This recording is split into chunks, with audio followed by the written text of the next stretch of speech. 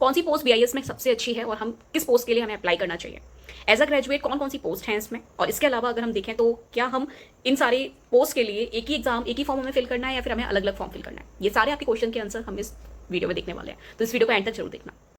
Hi, welcome back to my YouTube channel. My name is Nidhi और इस video में बात करेंगे बीआईएस के एग्जाम को से रिलेटेड है, क्योंकि इसमें ना बहुत सारे बच्चों को डाउट आ रहा है कि कैसे क्या। और इसमें जो एएसओ का मैंने बताया था आपको, जो लेवल 6 का जिसमें आने वाला है आपका सीपीटी कंप्यूटर प्रोफिशिएंसी टेस्ट, ठीक है। तो अभी बात कर लेते हैं आगे कि कैसे क्या अप्लाई करना है, कैसे क्या आपको करना है, ताकि एक क्लैरिटी मिल जाए आपको, ताकि आप उस चीज़ के अकॉर्डिंगली ही आप अप्लाई करें, उस चीज़ के अकॉर्डिंग ही अपनी प्रिपरेशन को स्टार्ट करें। सबसे पहले तो जो बीआईएस का नोटिफिकेशन है उसमें ये साफ मेंशन है कि आप अगर मान लीजिए इन तीनों पोस्ट के लिए अप्लाई करते हैं, जैसे कि हमारे जो नॉर्मल ग्रेजुएट वाली जो पोस्ट है आपकी, जिसमें आपका सीनियर सेक्रेटेरिएट असिस्टेंट आ गया, आपका जूनियर सेक्रेटेरिएट असिस्टेंट आ गया आपका, ठीक है, और आपका एएसओ आ गया। तो इसमें अगर आप तीनों पोस्ट के लिए अप्लाई करेंगे तो अपने माइंड में एक चीज़ ध्यान रखिएगा, उन्होंने एक तो क्या पैसे आपसे तीनों के सेपरेट सेपरेट लेने हैं, क्योंकि फॉर्म एक नहीं अप्लाई करना है, फॉर्म आपको अलग अलग अप्लाई करना है, ठीक है।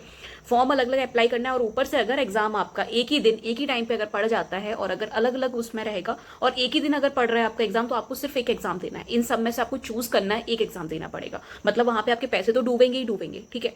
ऊपर से आपको इनमें से एक ही एग्जाम देने को मिलेगा। तो और इसमें ना जो मैंने अपना जो पहले भी वीडियो बनाया था उसमें मैंने आपको बताया था एक सिंगल एग्जाम होगा। इसमें अभी ना इन्होंने अलग अलग कैटेगराइज नहीं किया था कि कौन से उसमें कैसे क्या रहेगा, इन्होंने सिर्फ सारे उसका ना एक एग्जाम वहाँ पे मेंशन कर दिया था। बट एक जो एग्जाम आपका रहेगा उसमें आपकी डिफिकल्टी लेवल ये जरूर वहाँ पे आपका ऊपर नीचे हो सकता है, क्योंकि यहाँ पे जब वो बोल रहे हैं कि सात तीनों पोस्ट के अलग अलग एग्जाम्स होंगे आपके, तो वहाँ पे डिफिकल्टी लेवल डेफिनेटली अलग अलग रहेगा आपका। एसएसए और जेएसए का भले आपका वो सेम कर दें, अदरवाइज वो डिफिकल्टी लेवल आपका एएसओ का तो आपका अच्छा खासा डिफिकल्टी लेवल होगा, देन आपका एसएसए का होगा, देन आपका जेएसए का होगा। अब बात करते हैं, भाई हमें कंप्यूटर नहीं आता, इतना अच्छे से नहीं आता कि हम उसको कर पाएं, और लेवल 6 का तो हम नहीं कर सकते। सिलेबस मैंने ऑलरेडी टेलीग्राम ग्रुप में मेंशन कर दिया है, आज ही मेंशन किया है। आप लोग उस सिलेबस को पहले देख लीजिए, लेवल 5 और लेवल 6 का, क्योंकि लेवल 5 आपका एसएसए में भी आएगा, ठीक है, और सॉरी जेएसए में आएगा आपका लेवल 5 हाँ बोल सकते हैं ड्यूरेबल है। अगर आप और लेवल 6 भी अगर आपका कंप्यूटर में अगर आपको इतना ज़्यादा दिक्कत नहीं है, या फिर आपका बैकग्राउंड थोड़ा बहुत कंप्यूटर से रिलेटेड है आपका, और लेवल 6 ऑब्वियसली थोड़ा सा डिफिकल्ट तो हो जाता है अगर आप सिलेबस को देखें उसके, तो क्योंकि लेंदी है सिलेबस काफ़ी, तो क्वालिफाई करना भी बहुत मुश्किल आप बोल सकते हैं इसको। अगर आपको चॉइस करनी पड़े इन तीनों में से,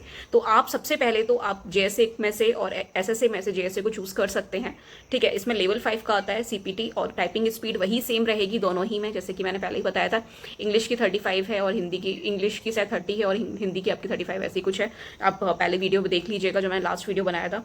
तो अभी क्या करना है, जिन बच्चों ने फॉर्म अप्लाई कर दिया उनके लिए तो अब कुछ नहीं हो सकता, बट हाँ जिन्होंने नहीं अप्लाई किया है वो ये चीज़ दिमाग में रख के अप्लाई करिएगा कि अगर इसका एग्जाम एक ही डेट को आता है और सेम डे आपको पड़ता है तो आपको चूज करना पड़ेगा, ठीक है। और ऊपर से आपको कौन सी मतलब सिलेबस के अकॉर्डिंगली आप किस चीज को ज्यादा अच्छे से कर पाओगे, ठीक है। एसएसए में आपका जो सीपीटी है वो भी ड्यूरेबल है, आप कर सकते हैं। जेएसए में भी आपका ड्यूरेबल है, और एएसओ का मैं वही बोलूंगी कि आप एक बार लेवल 6 का सिलेबस जाके चेक कर लो।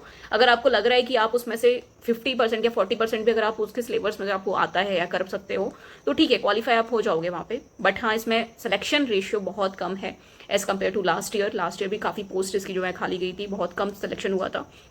तो आप एक बार इसके सिलेबस को जाके देख लीजिए, या आपके ऊपर है अप टू यू कि आपको अप्लाई करना है नहीं करना है। और बाकी जैसे कि मैंने बोला, आपका जो आपका टाइपिंग टेस्ट है, सारी ही एग्जाम्स में जितनी भी पोस्ट इसमें दी हुई हैं सब में क्वालिफाइंग है, सीपीटी सब में क्वालिफाइंग है, ठीक है। ये चीज़ मैंने पहले ही बोली थी, अभी भी मैं वही बोल रही हूँ, क्वालिफाइंग है। उन्होंने वहाँ पे मेंशन किया हुआ है आपके नोटिफिकेशन, और नोटिफिकेशन उन्होंने साफ साफ ये भी मेंशन किया हुआ है कि आप तीनों में से एक ही एग्जाम दे पाओगे अगर सारे एग्जाम्स आपके सेम डे पढ़ते हैं, ओके। और अगर अलग अलग होते हैं तो फिर तो आप दे ही सकते हो। तो ये सारा कुछ, तो होप कुछ डाउट आप पे क्लियर हुए होंगे। इसके अलावा कोई डाउट आता है, कोई दिक्कत आती है तो आप कमेंट बॉक्स में कमेंट करिए। अब इसकी प्रिपरेशन को कैसे करना है, क्योंकि अब ये तो मैंने बता दिया भाई कि कैसे क्या, क्योंकि सीपीटी का मैंने देख लिया, लेवल 6 का यूट्यूब पे भी काफी देखा, नहीं है, कोई नहीं पढ़ा रहा, कोई नहीं दे रहा। तो फिर अब ये है कि अगर आपको एकदम स्टार्टिंग से करना है तो फिर आप लेवल 6 का मुश्किल है, आप नहीं कर सकते, नहीं कर पाओगे।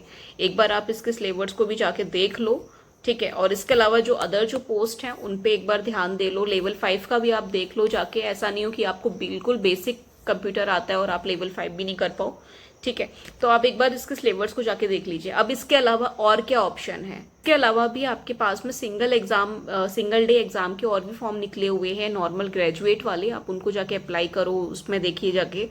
और इसके अलावा अगर कोई डाउट आता है तो आप कमेंट बॉक्स में कमेंट कर सकते हैं। Thank you for watching this video guys.